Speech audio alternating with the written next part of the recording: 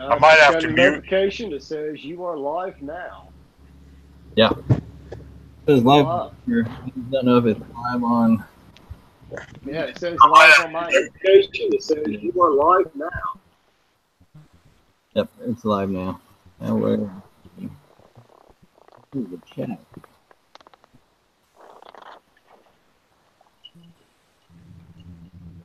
Oh, come on. Gotta be chat.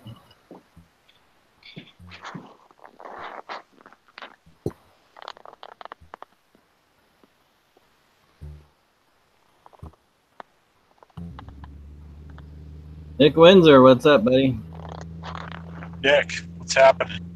Keep Wasabi. Going on. Yep, we're up and running. Well, that was easier than you expected, then, right? It was. I think what the big difference was is I had to figure it out myself instead of deferring to you. And Oh, yeah. in the end, it's always good. Well, I'm on mobile right now, so I can't see anything, and I can hear you guys, but that's about it. Well, Good that's enough. Yeah, that's enough. what's up, Junkie? Shoo-wee, the junkie. What's up? Yeah. 9 o'clock, 9:15 his time. That's about bedtime, right? Yeah, it's 2 my hours. time here. Yeah. Okay. So brought Everyday Fleet Tech on to talk to people about why the hell they should consider being a fleet tech. Absolutely. As a guy who worked both the flat rate world and the fleet tech world, I think you got a pretty good idea on what you like better, why you like it, and I don't know. Sometimes I don't know if with your job, do you have a like tool allowance? No, we don't have a tool allowance, but whenever I buy a tool, I have a tool list. I have to put it on there. My manager signs off on it. And as Mm-hmm. long as that tool is on the list for 1 year, it doesn't matter what it is. If I break it, they buy me one of equal or greater value. No questions asked. So even if you buy a snap-on ratchet, like an FOD or something like that, you can actually have them go ahead and they'll replace it for you. Yep. And I actually So, have a few FOD ratchets. Yeah. okay. So let me ask this: what if it already has a lifetime warranty? Does that mean you get the one that? Do they keep the broken one, or do you get two of them basically? If it's a lifetime warranty like a Snap on or Mac, we have those trucks that come around. They'll just say, get off my lazy ass and go get it fixed. Yeah. Um, Gear wrench or something like that, they'd say, okay, and they'll pull up there's a company we go through, find whatever's closest, buy it. Yeah. Here's a PO number. Go get what you need. Pretty much. It's pretty easy. So, Chad, what was your training? Did you go to school? Did you just start out of high school, or go to trade school, or how did you get into the industry in general? Well, I kind of grew up in it. Back in the 70s, my dad, he helped found one of the largest machine shops in the Southeast at the time. And I'm in the Atlanta area. And for those that don't know, Atlanta is a major trucking hub. Anything that goes anywhere in the Southeast comes through Atlanta. And so my summers through from elementary school, late elementary school up, I was at work with him pushing a broom, stuff like that. And slowly but surely, people in the truck shop started taking me under their wing, stuff like that, and I've learned more. Um, from there, machinist for several years until he passed away in 2005. And I quit bouncing between the truck shop and the machine shop, and I moved down to another part of the state, and I got on with Ford. From there, they saw what I was capable of. They took me in, and I worked my way up inside a year. And it got to the point I was taking, 1 to 4 classes a month, and just took off from there. And then constantly going and taking courses here, there, and everywhere to continue being educated. Matter of fact, I have a Freightliner class coming up at my job now, here in about a month and a half. So, Right on. just no, I personally, I've worked with and mentored people that come out from like your UTI school, stuff like that. I am anti big mechanic school. Like, you can't get any more hatred toward them than I got. These kids come out, they all think they're going to work on NASCAR, and they can barely change a tire. And now they're incredibly in debt and broke. Well, they've been watching Tony the Technician. Yeah, it's. He got to quit school and go work on NHRA. So I mean, it's just. it happens. It's just not everything. So it sounds like you're not anti-education. You're just anti-debt to get education that you could get while not having to pay for school, instead getting paid for working. Precisely. If somebody's wanting to start out, if anybody out there is wanting to, they're in high school. If any of you listening are in high school or whatever, want to know the best route to go to your local dealership, whatever your favorite flavor is. Cummins, Ford, BMW, I don't care. Ask for a lube tech job. Start as an oil changer, be cordial, be humble, and people will start teaching you. And from there, they will send you to the schools and you will learn. Then you get your education for free. And there is no substitute for on-the-job education for our trade. No substitute for that.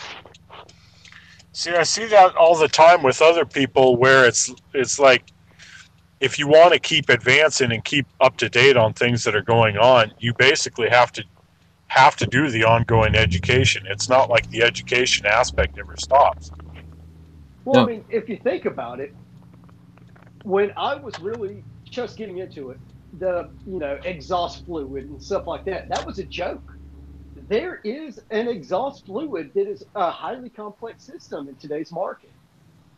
If I work with some older people getting ready to retire, and they didn't keep up with the times.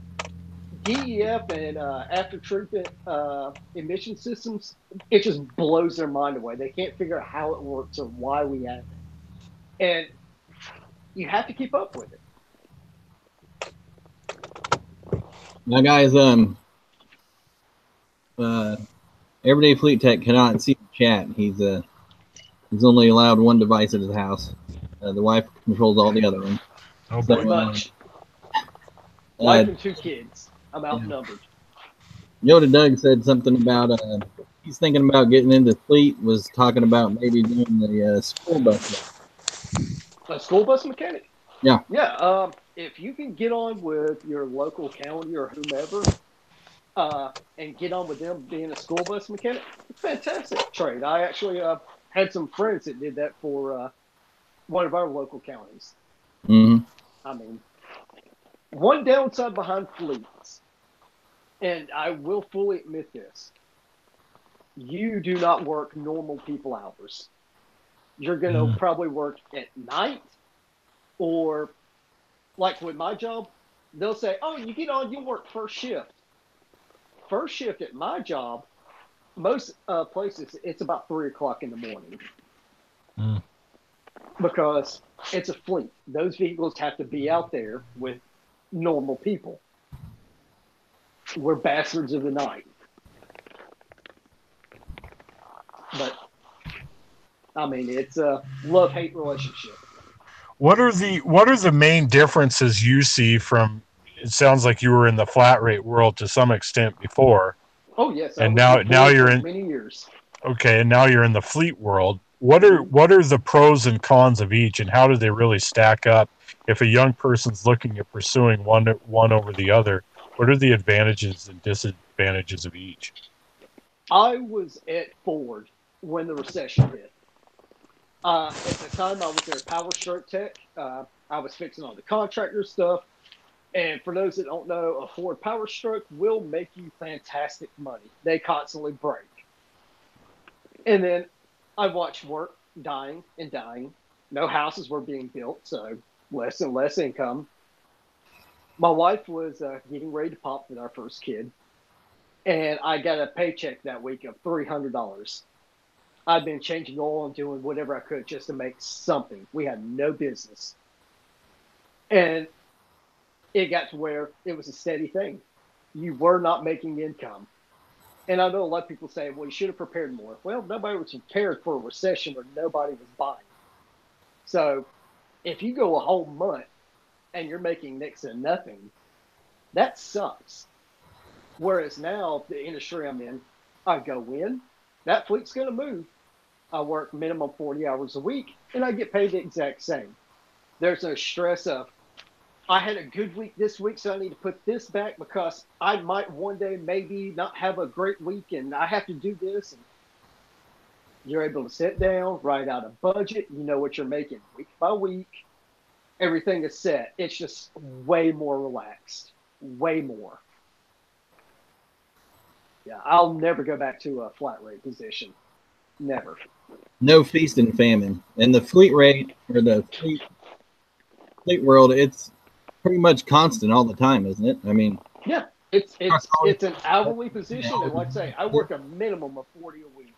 Yeah. So you can work overtime if you need it. If the situation warrants it, you have to justify why you want overtime. But yes. Yeah. And a lot of other fleets, it's almost mandated. They're hurting for people so badly right now in our trade, to where they say you've got to work a minimum of 5, 6, 7 hours overtime a week, if not more. Which it's not bad. I mean, it can be way worse. Oh yeah, I mean, I'd rather have. It's like I told somebody that was griping one day. I would rather have a job saying, "Hey, you have to work a little bit harder, a little bit more, so we can throw more money in your lap," than to show up at work stressing out of your mind because you have nothing to work on that day, and you're basically about to stand around and earn zero income. Hope somebody comes through the door with something that's going to have a nice ticket on. Anything. I mean, an oil change at that point. Yeah. Yeah, it's just, especially if you have a family, it's not worth it at that point. To me, that's way too much stress. Now, that's one of the things I'd always thought about on fleet. I talked to a couple of guys, and I think they worked for UPS, and basically what they did was nothing hard. They were working with air conditioning systems. They were doing brakes. They were changing out light bulbs. They were doing oil changes.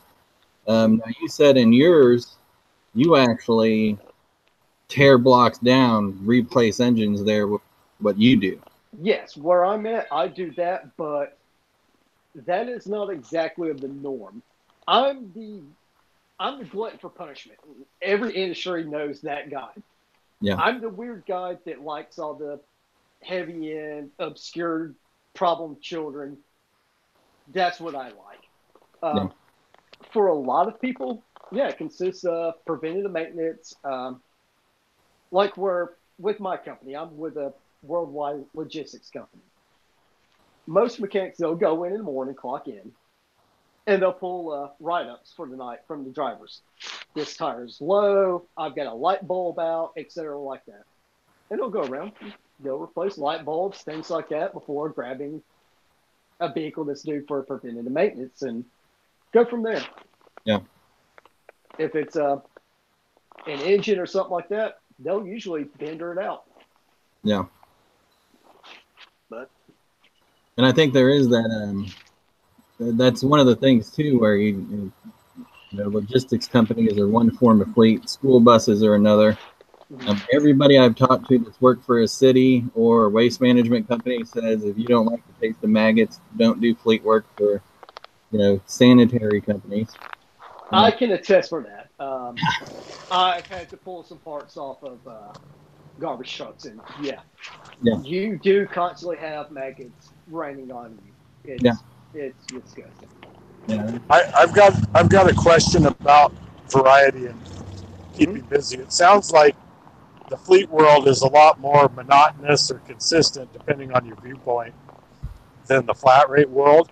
And one of the things I've heard from people that do flat rate is that they don't like dealing with the same problems over and over and over, and they like the variety that comes with flat rate. Do you think if somebody's more of a distractible personality that needs variety all the time, if a young person, is that kind of variety available in the fleet world? Because it sounds like you're kind of saying, depending on who you are, it can be available if you're willing to Oh, tackle those absolutely. issues.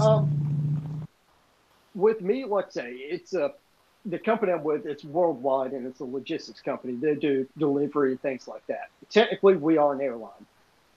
I started out with this company uh, working on the Mercedes Sprinters 80s for delivery and things like that. So it could be a Mercedes, it could be an Econoline, it could be a GMC Sierra, uh, to a Freightliner medium duty like a W900 pickup or a delivery box truck.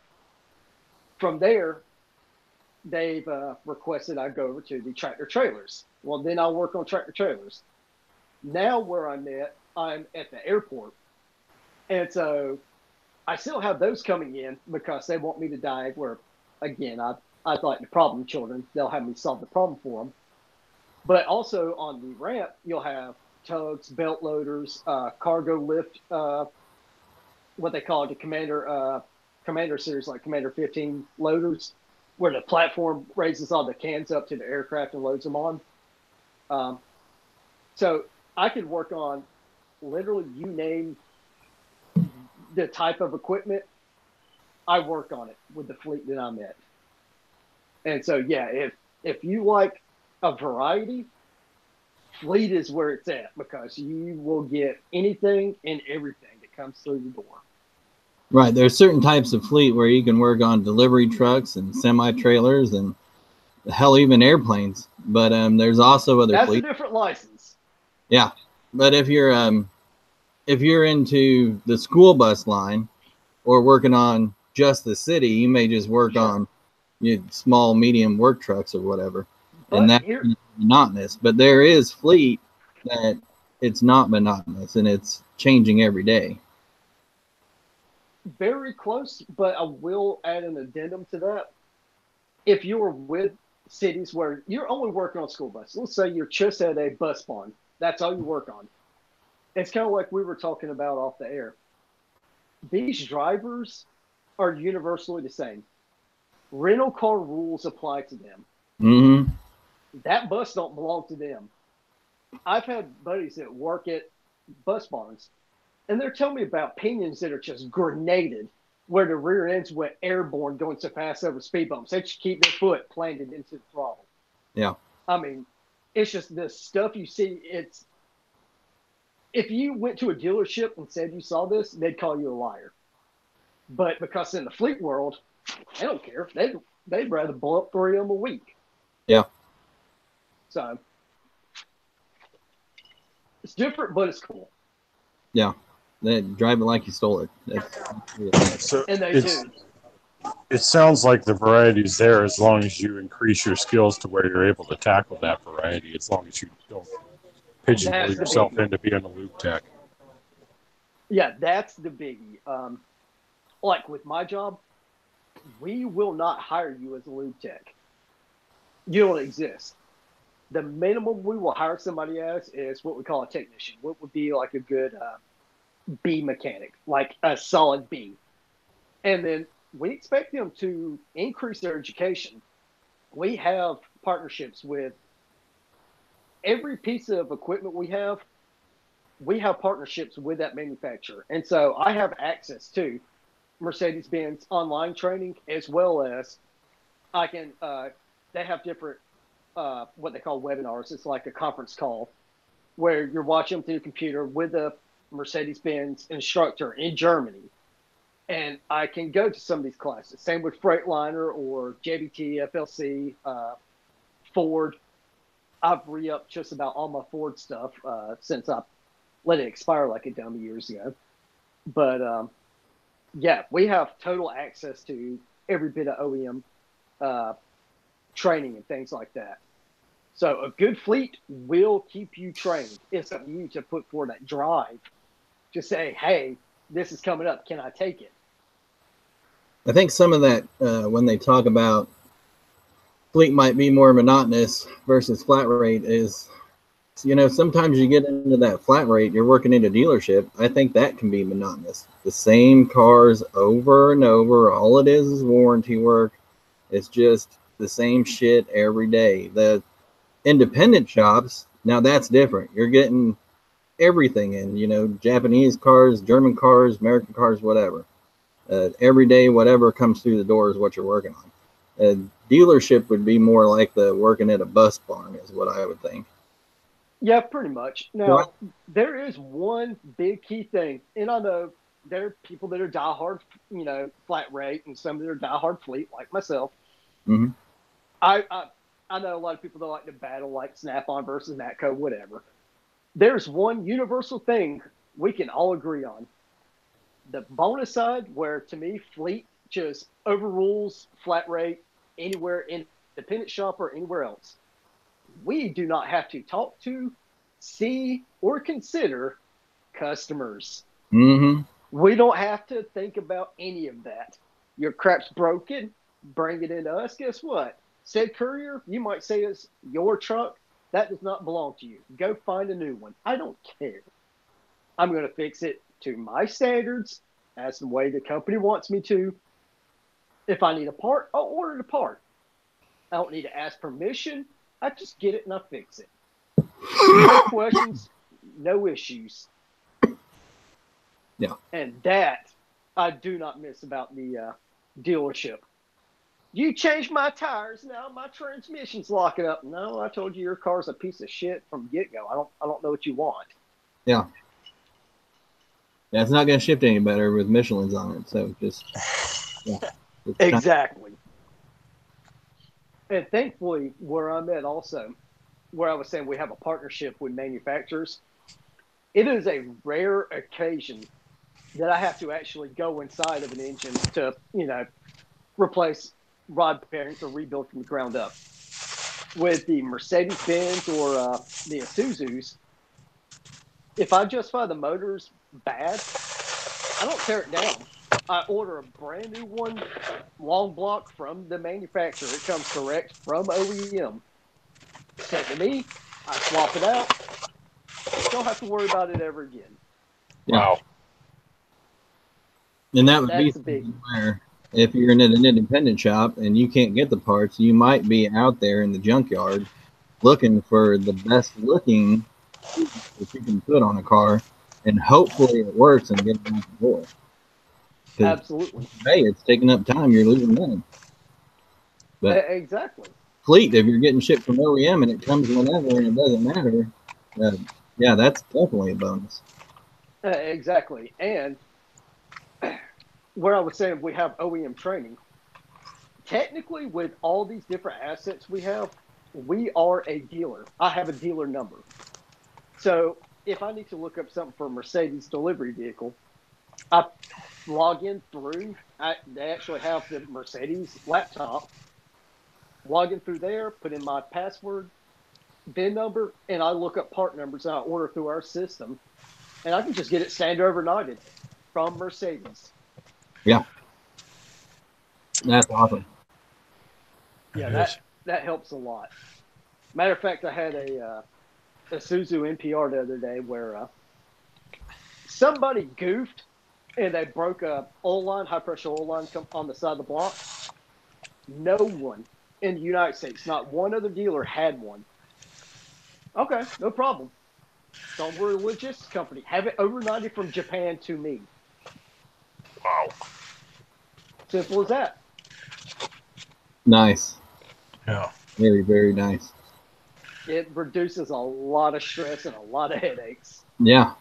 I can definitely see the low stress atmosphere that you're talking about. You know.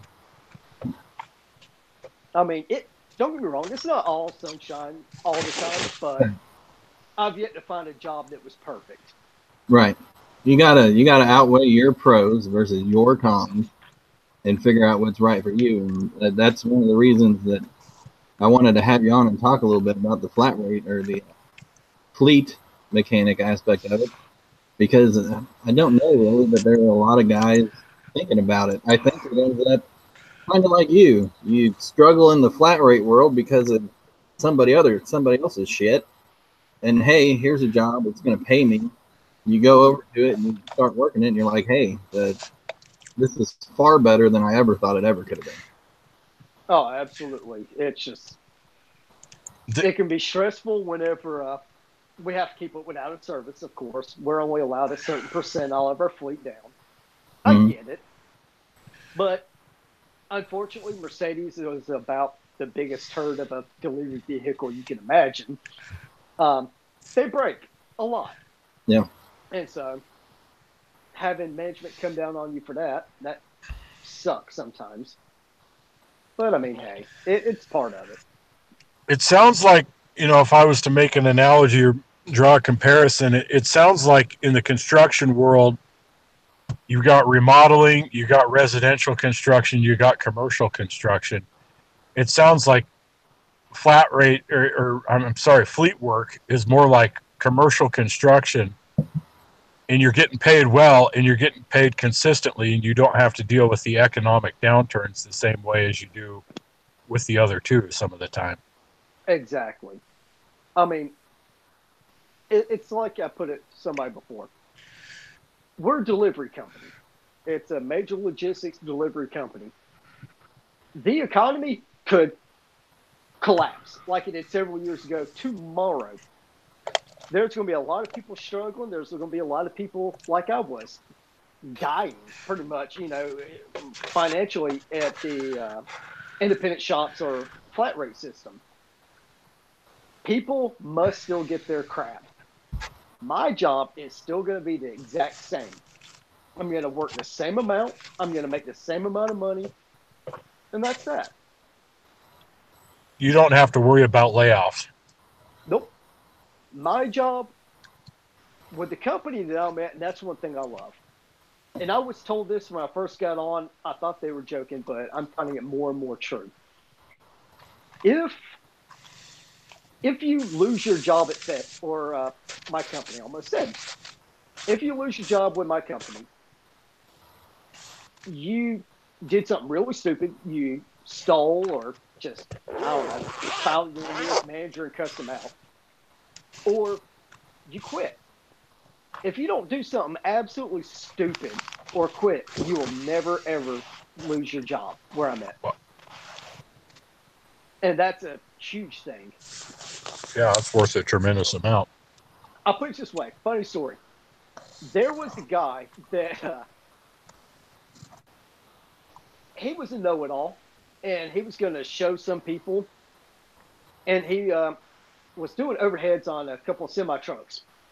Faster than anybody ever, because he wasn't going to be outworked, and there were some new people. He'll show them.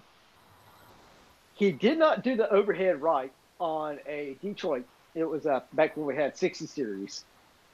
Blew the motor up. Just screwed it all up in the shop. They looked at him and said, well, you suck at it. Don't do that again. And then had him put a motor in it. Wow.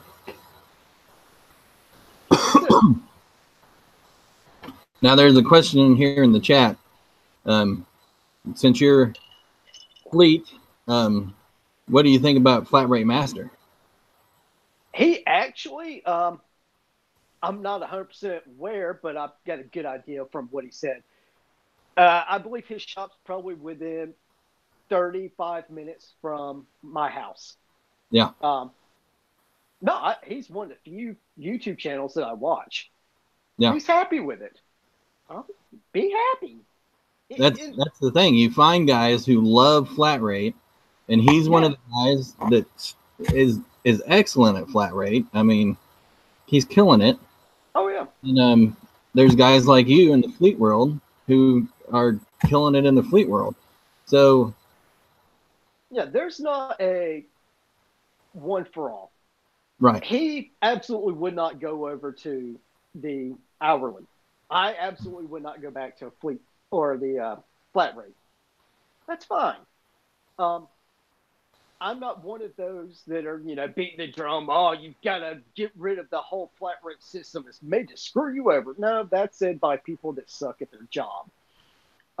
You can make a great living at it. I did for many years. It's not for me, but hey, if it works for you, rock on. Right. So, well, flat rate, he was the exact opposite from you. He started out as a fleet tech, actually, and worked garbage trucks and said he hated the taste of maggots. And once you weld something in a garbage truck, you never get that smell out of your head for the rest of your life. 100% true. Why he likes the old flat rate working on cars versus medium duty trucks or semis or whatever. Yeah. No, like I say, I totally get it.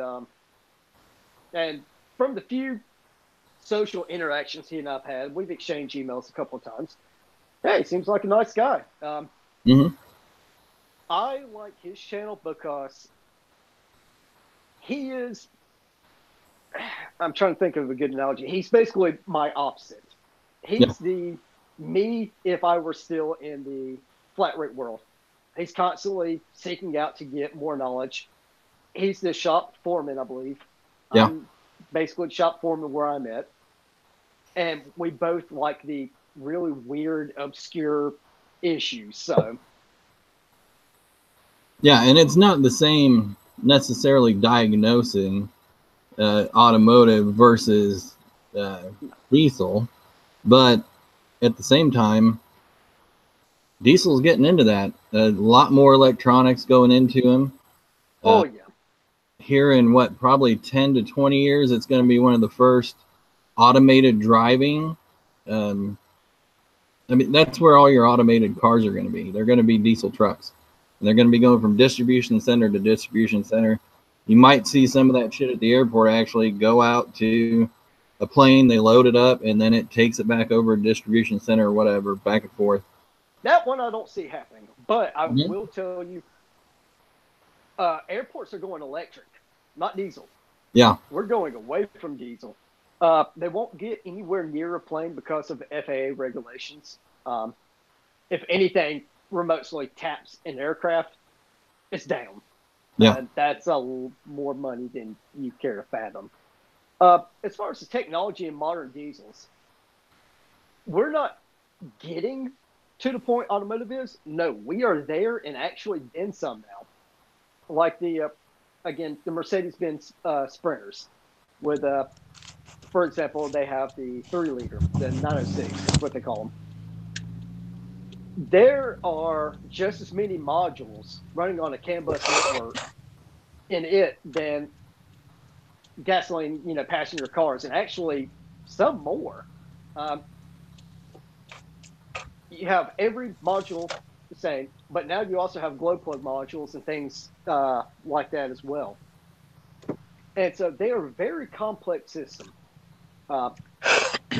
Medium duty diesels, they actually are no longer even gear driven. They have timing chains, adjusters, everything like that, like a regular car.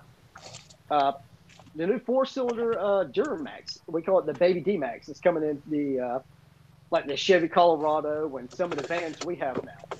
Is that an Isuzu? I don't know who the original manufacturer was, but it has a timing belt. Okay. And so you have to worry about timing belts and things like that now also. And that's something special. Yeah. But as far as like the airport side of things, automation is becoming a very, very real reality.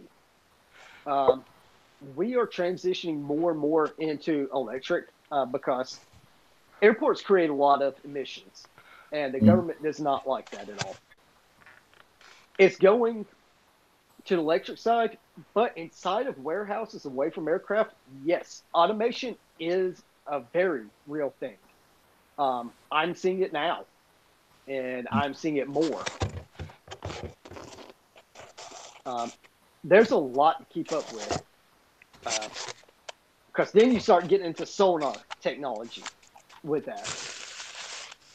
And it's kind of like, have you seen the little electric lawnmowers now that you plant a wire around the perimeter of your lawn?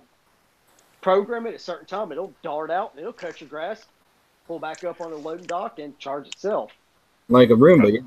Yeah, I was going to say I liked it the first time they did it. It was called a Roomba back then. That was the 90s. Okay, well, this technology's out now for moving very heavy pallets of stuff in warehouses. Same thing. Yeah. Yeah. They just have little posts with lasers and stuff constantly communicating. Yeah, there's a lot that goes into it. And yes, it gets absolutely terrifying when you start messing with electricity like that. Yeah, the high-powered electricity stuff. Yeah. Yeah. So let me ask you this. This might be a little bit out of your wheelhouse, but if you could talk to a young person that was considering going into diesel mechanic or somebody who was going to specialize more in electric or hybrid technology, what would you tell them one over the other? Ooh.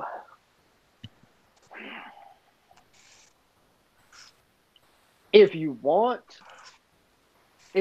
pay now, diesel. If you want to get ready for the future, electric.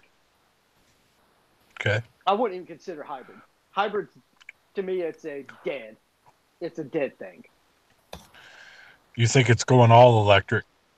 Oh, it's 100% going all electric.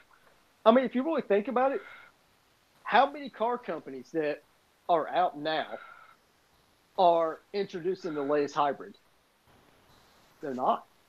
Well, and that's kind of the thing too. How many car companies today are actually using the old throttle plate, the old throttle body, electric throttle bodies? That was a hybrid of its day. We were incorporating fuel injection with carbureted intakes. Nobody does that anymore. You just throw the injector right on top of the cylinder, right next to the spark plug, and that's how you do it. There's no such thing as an EFT anymore. Yeah, I know what you're saying.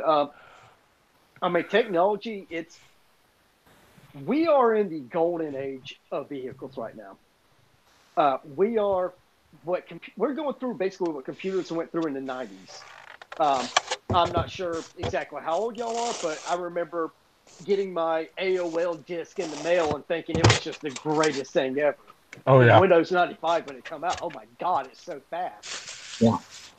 We are at that point as far as automation.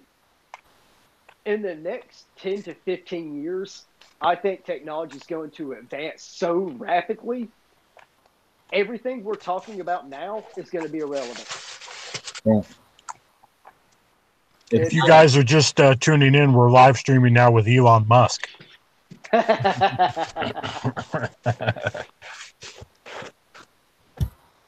But yeah, electricity is the way of the future, without a shadow of doubt. Well, that leads me to my next question. Now, when exactly are the machines going to become self-aware and take over? Yes. Now. I knew it. It's already happening, folks. You heard it here first. Team Skynet. Yeah. If you wanted to be a cyborg, it would have been when Terminator 3 came out, because now it's just way too late. They know. Oh, man. They know. You're dead. Yeah. They pulled me out of the Matrix. Dude. But no, funny enough, they are becoming self-aware. And that's part of the technology I deal with now. Mm-hmm. There are some systems that are 100% self-aware. It is kind of creepy. Yeah. I can't even lie about that one. It's very creepy.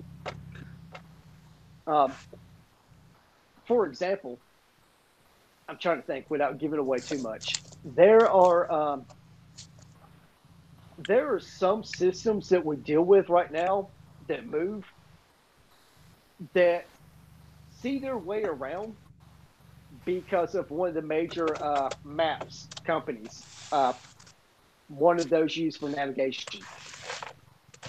And so I can, by typing in, log into this asset, and I can see where they are, how fast they're going, what sign they're next to, and I can make them stop.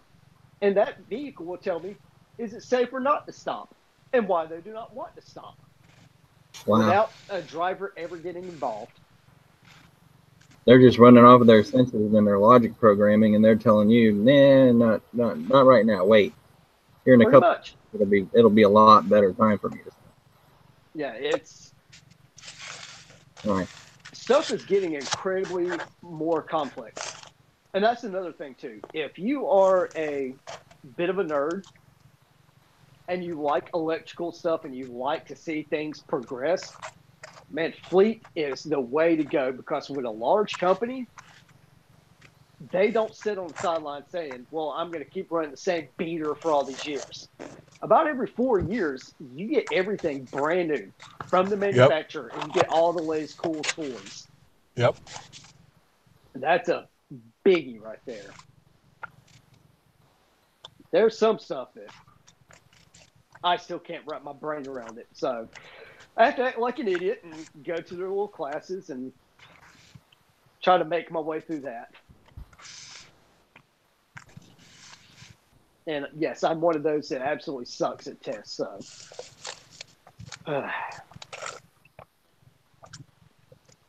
Yeah, but if you could, that's the great thing about it not being school, it being a workplace. It's all about who can get the job done in the end. yes and no, but when I'm talking about the classes I go through, they're OEM. If I don't pass that test, Oh, really? You're not working on sucks for you. You're not working on it. Oh, okay. A lot of this stuff is dangerous. Where I was talking about electricity, if you do not pass this electrical course, you better figure out some other alternative way to pass, because that's life and death. Now, alternative passing, is that like alternative facts? It sounds like you're saying you got to do, a Captain Kirk move where you cheat the test. Well, we were talking about being nerds earlier, so hopefully you guys get the reference. But we beat that simulation. You're still stuck in your Pon farr episode, aren't you? 25 years and counting. Yeah. What I'm talking about alternative means, I failed trans class before. I suck at transmissions. I'll still tell you, automatic transmissions work through pixies, pushing a bunch of fluid around a fucking maze, and it makes it move somehow. Yeah. I'm right there with you. I did what I had to do to pass test, but no, I had to go and seek out a tutor. And yes, tutors exist for our industry now. Mm-hmm. And wow. I did what I had to do. Yeah, they used to be, used to have to call up the manufacturer and sit, take a number, they'd call you back for their little check on. And now they actually have tutors, and especially all the major cities where, hey, you got trouble, you can pay this guy some money, and he'll get you where you need to be. Yeah, oh, absolutely. Yeah, that's something a lot of people don't know about, and that's maybe you're really good at transmissions, but you suck at turning wrenches. That could actually be a line that you can get into. If you know all the technical bullshit and how it works, and you can make it, you can click with this other guy on how this shit works, the magic behind it. That actually might be an excellent field for you to go into. I see Fuzzy Wuzzy in the chat here. If I'm not mistaken, he's a tutor, isn't he? Yeah, but that's an English tutor. That's. Oh, I thought you were saying he farts a lot. Oh, no. Oh, okay. I'm from Georgia, and also what? You trying to say I need an English tutor? I mean, we'll get it here. Dang. I tell you what, Southerners and the rest of the U.S. are two people separated by a common language. Mm-hmm. Very much so. Oh, yeah. No, you were talking about teachers. You were talking about teachers. Funny thing is, I'm behind the scenes kind of discussing some things with my company about potentially getting into kind of switching over, and my end game for my career, when I can't turn wrenches anymore, all used up, they actually have at the main hub teaching facility where they'll fly a lot of people in, like your top people. They'll fly them in to learn new things, stuff like that, and go back and kind of spread the knowledge on tips, tricks, things like that. Mm-hmm. And they were saying eventually they would kind of like my path to potentially be there. And so I would just pretty well be a teacher. I think that was actually one of the first things maybe I had suggested to Flat Rate Master, probably about watching 20 to 30 of his videos when he first started. I said, hey, there's a community college fucking dying to have you whenever you are all fucking beat to hell, arthritis out, to teach these kids about fucking flat rate.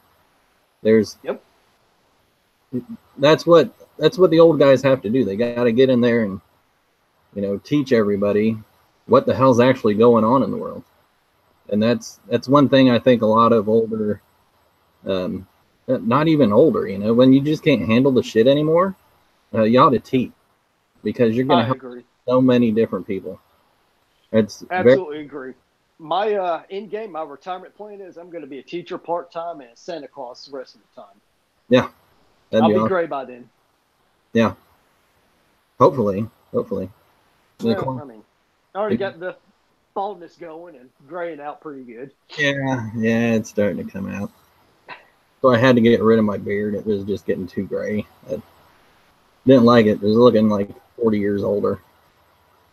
Started looking like Matt. Gray hair, everything. You mean handsome? Not handsome at all.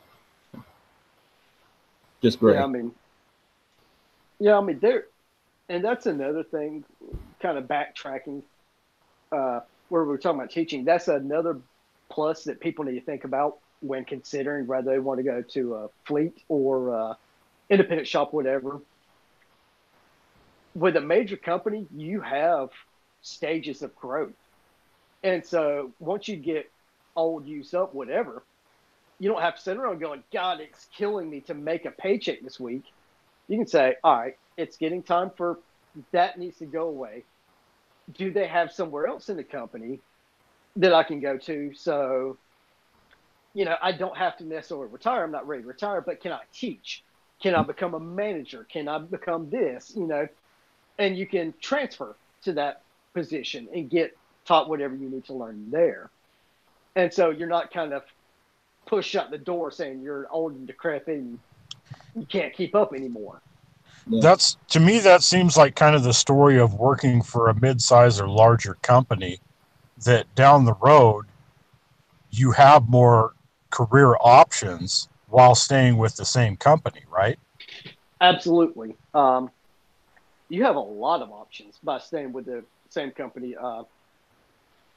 I've been with my company 7 years now, actually a little longer, but I know in the future I can go management, teaching, things of that nature. Plus, with the job that I'm at now, everything's seniority based. I'm not a union company. So say there come up a position in, I want to go to California for whatever godforsaken reason. And there's a position open out there. I can bid on it in the computer.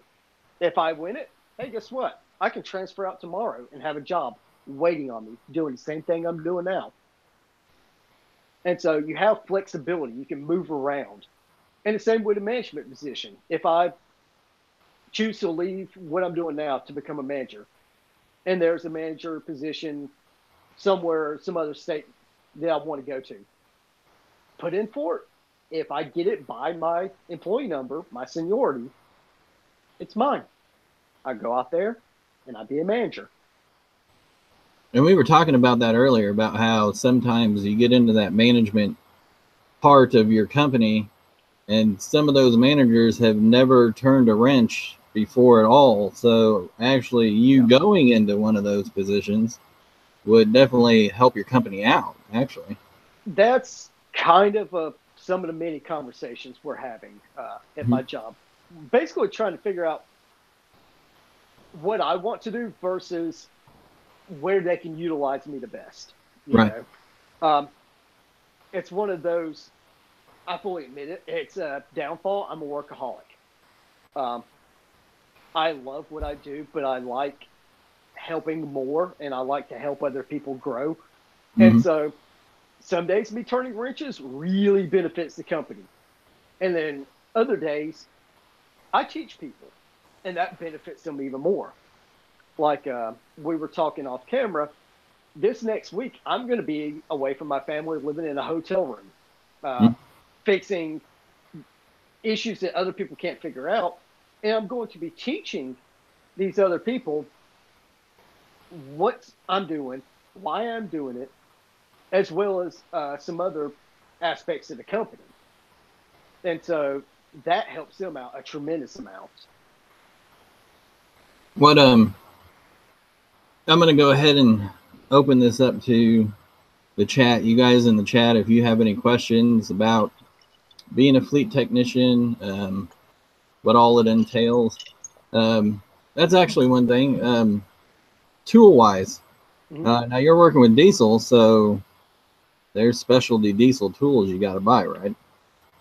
To an extent, it depends on the fleet you're with. Like I say, mine, we're not doing head gasket after head gasket, things like that.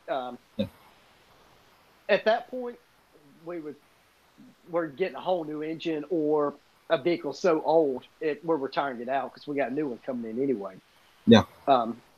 I have some specialty stuff like Cummins borrowing tool to turn the motor over, things like that. I just bought a emissions evap system tester, leak tester. Yeah. You can use that for a million things though. Things like that.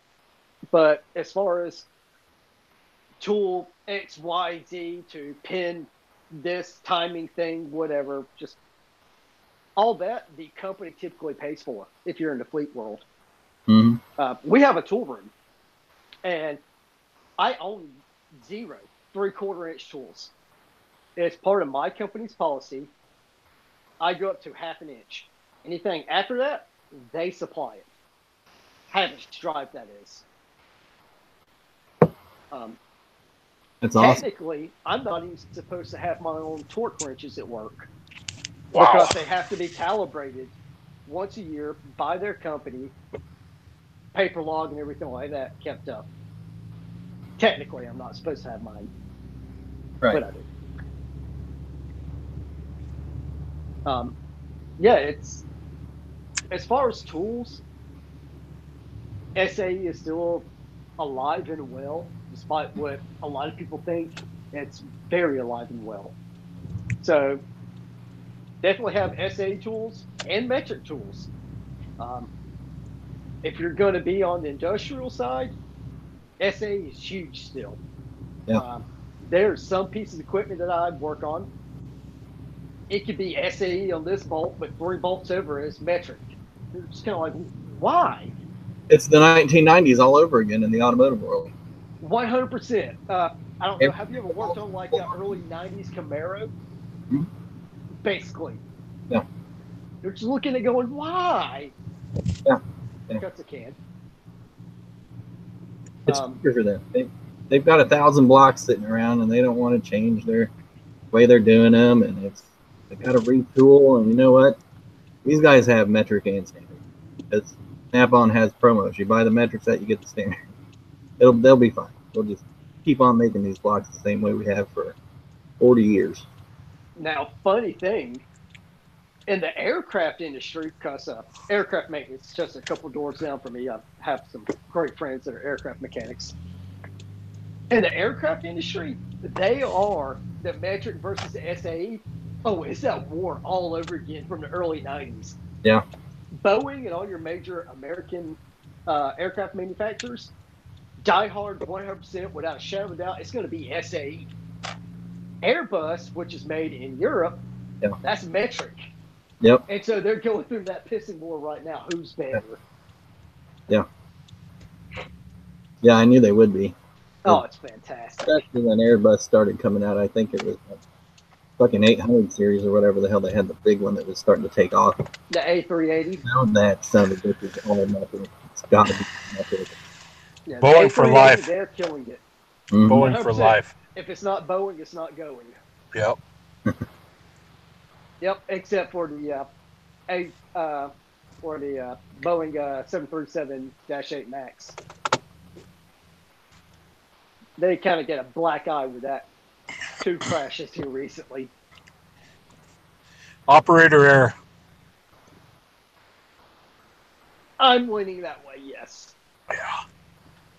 Well, considering the first officer of the Ethiopian Air had all of 200 flight hours. Oh boy. Should we? Things Well, were fudged on paper.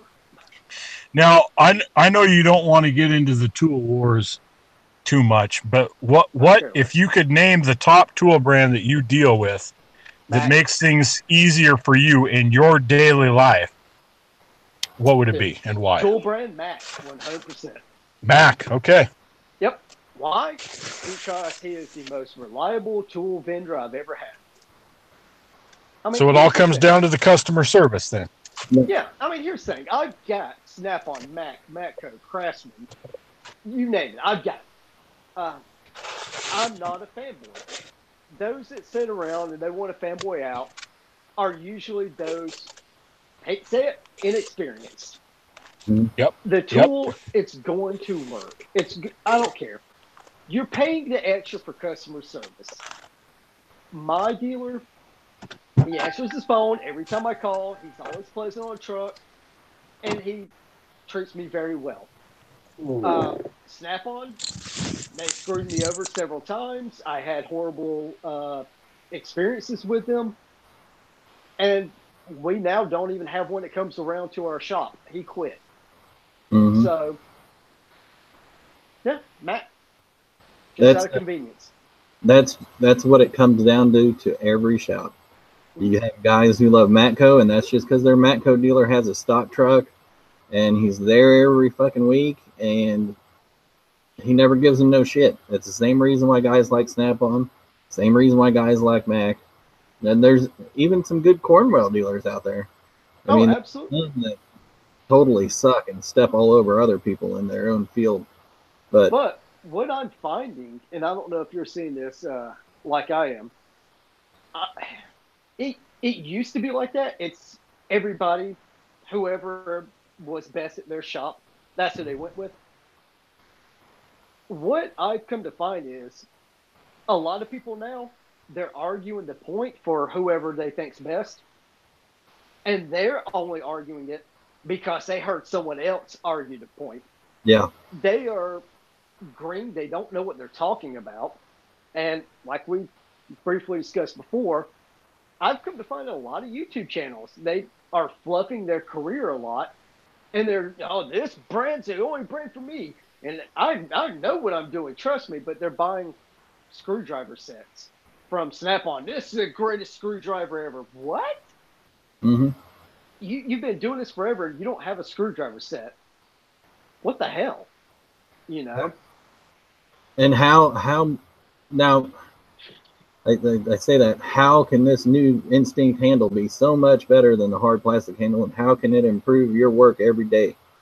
I said before, the number one way to tell if somebody's full of crap, if you go on their review, in every review they put out, they say the same thing, and it feels so great in the hand.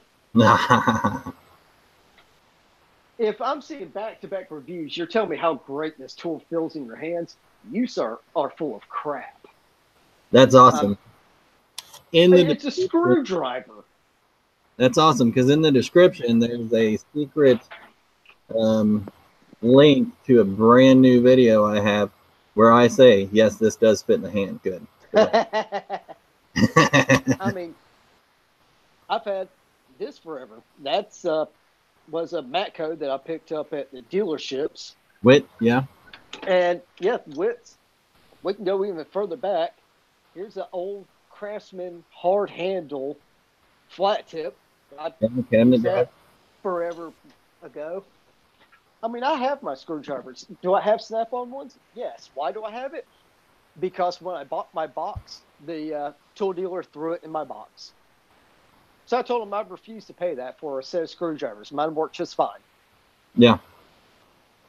I mean, like I say, and I'm not trying to pick on anybody, but if you go to your favorite YouTube channel and they are fluffing themselves up, I've been doing this for 20 years. Everybody does it 20 years.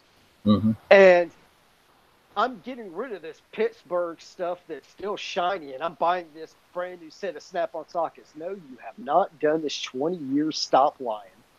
Yeah. Yeah, there's a lot of false people on YouTube for that. Yeah. That and a big thing is people that bounce around from one location to another. Mm-hmm. Well, I got tired of that job and I quit them and I moved over to the shop 2 weeks later. Well, I quit them because, I mean, they suck. Yeah. I'm going to say it was probably you. They've been in business for 4 years, but they don't know what the fuck they were doing. So I got to get out of there and this needs Exactly. to be better. Yeah. When you're constantly in the middle of bad situations like that, the common denominator is you. It's time you take a good look in the mirror. A lot of people refuse to do that. Decisions for you. That's for damn sure. Damn it! I was thinking about tools there. Oh, sorry. You don't. You said you don't have any 3/4 stuff at all. No, I don't own any. All the stuff you have there, is it all impact? No, I actually do my shallow. My shallow well metric 1/2 inch drive. It's chrome. Chrome. And the reason why I would recommend for that, get those in chrome. And the only reason why is for some of the piece of equipment I get to, just to get into, knock out a drain plug or something, it is, you're fishing around hydraulic lines, stuff like that. So you need that thinness just to help fish it up in there and breach places. The thin wall, you need that. Yeah, it definitely helps. Like a lot of piece of equipment, the drain plug's a 24 mil. It's a 24 millimeter that's hidden deep down in the pan, fishing around, cussing, and once you get it, you're golden. So with a thicker impact, it just makes it a little bit harder. Yeah. That's actually one thing that I tell a lot of people if they're just now starting out, check out that Gray Pneumatic Duo stuff because it's thin-walled, impact rated. Nice. That should be the only set of 3/8 you'd have to buy, unless you want semi-deep or something else. Because I mean they're impact, but they're chrome thin wall, so you just can't go wrong. And realistically, speaking of tools, here's the biggest issue I have right now with the market. We have become so spoiled by the crapness out there. Mm-hmm. I get innovation, things like that. 90% of the stuff that's coming out of trucks, you'll never use it ever. Mm-hmm. I know people that they ran out and they bought the mid-size Snap-on sockets when they come out. Why? I've never in my life ran across a circumstance where I need that medium size. And I've worked on from Ford Fiestas up to ungodly beasts that's out on airport ramps. Yeah. Never ran into it. Well, that's one of the things I think people like the semi-deep just for it's maybe just deep enough to get that nut off of that stud, but it'll always work for a bolt. So maybe they only maybe carry their semi-deeps in their service cart, and the shallows and the deeps are over in the overflow toolbox, if you will. Yeah. But you can always throw a small 1-inch extension on something and exactly. have a short be the same as a semi-deep. Always. Yeah, exactly. I mean, I have a small tool bag packed in my car right now for going out of town, and there's not one semi-deep on it. I have enough I could take down every single bolt on a Mercedes. Never need it. Yeah. And that's another funny thing. Come to think of it, the Mercedes, you don't even have any semi-deep sockets for them. They're primarily Torx. Yeah. And so if I can tear a Mercedes down with e-Torx and Torx bits, why in the hell do you need it for a hex? Yeah. It's not needed. I mean, am I saying you're a bad person for buying it? No. I mean, we all have hobbies. So if collecting tools is your hobby, say it's your hobby, rock on. I'm not mad at you. Yeah. But yeah, some of the Okay, stuff that's good. out there Now I needs to be feel checked. better. Yeah. Hey, if it's your hobby, I buy all kinds of stuff. Tools is not one of them. Yeah. Well, and Thankfully, that's kind of where my world and your world um, are different. I like the tools. I'm just into the tools. Doesn't matter what I'm working on. I'm all about the tools. I like the little features or little innovations or whatever. Now, granted, a lot of this shit is not innovation. It's no. 100-year-old patent that somebody has just fucking spiffed up, thrown some splash ass fucking chrome on, and guess what? Brand fucking new, and it's gonna save your day. And we got Oh yeah. special right now. It's on I special. mean, Get it now. We only have so many of these sets. exactly. I mean, that's like when what did they call it? The Snap-on thing that come out. Oh God, everybody was all over. The Texas Twister, that little air hammer thing that was backwards. I looked at that. And I'm going, that's not gonna work. Yeah, And then the reviews started coming. I bought this piece of shit. It don't work. yeah. And that's the other thing. Everybody, whenever they think of gimmick tool, they think of Craftsman or Sears exclusively, because they were the home of the fucking Gator grip, I think. Oh yeah. Um, but no, Snap-on has gimmick fucking tools on that truck also. Big time. Oh, and here, I'm going to piss off some fanboys real quick. Snap on, they talk all this big game and want to dog on other companies. Made in the U.S. Well, Mac actually has more honesty behind them than Snap on. And Snap on is now possibly facing a lawsuit. Mac at least comes out and says they're made in the U.S. with global materials. Mm-hmm. Yeah, that's right. Your Snap-on sockets and ratchets that you pay for being made in the U.S., that steel is not 100% made in the U.S. Yeah. Proven. They've even admitted it. They've said it. You have Taiwanese steel in your Snap-on. Yeah. Feel better? Yeah. And that's something that's been behind the scenes working its way out, and I've been waiting for that to bubble up and pop. It's coming. I've been speaking with several people about that. It's coming. Mm-hmm. Well, I mean, Autobot Dan on his Instagram channel, he was in here just a little while ago. He had the new Mac screwdriver and the new Snap-on screwdriver, and he put it in a vise, and he bent that Snap-on over, and then he put that Mac in there and couldn't bend it. And he said, look, everybody knows, even the Mac guys, the Snap-on guys, they all know you use these things as fucking pry bars all the time.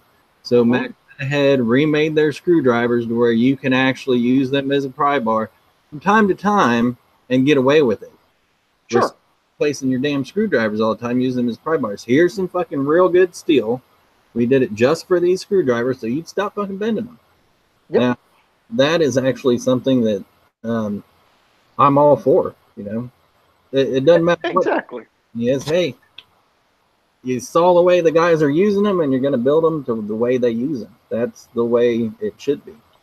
And here's one thing as far as tools, what I would love to see, and I think it's the only way to bring Snap-on prices down and put them in check, because right now they are the highest prices I've ever seen in my life for tools. Yeah.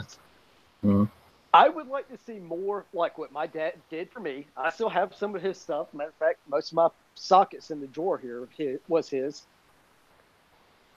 People need to be passing on tools. Mm-hmm. That socket, unless you completely wear it out, it's going to be just fine. Yeah. So it needs to be like it was intended to do originally.